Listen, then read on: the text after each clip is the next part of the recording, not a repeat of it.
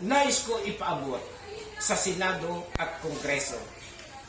Kahit nagdeklara si Sara sa pagkapangulo, huwag kayo maduduwag. Gawin ang tamang trabaho. Huwag nyo katakutan ang susunod na mga linggo. Sa Senado at Kongreso, ito ang tamang batayan. Nasusulat sa Biblia, sa dakong silanganan. Pag ang mga bagay nagparitot, nagparihan, itatanghal ng Diyos ang kanyang bayan.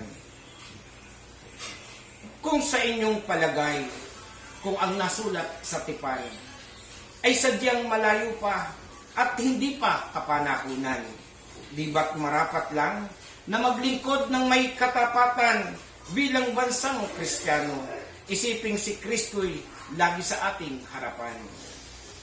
Huwag kayong matakot sa mayamang politiko.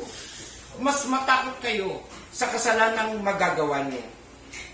Ang buhay ng bansa nasa inyong mga kamay, ang matapat niyong paglilingkod, pag-asa at buhay.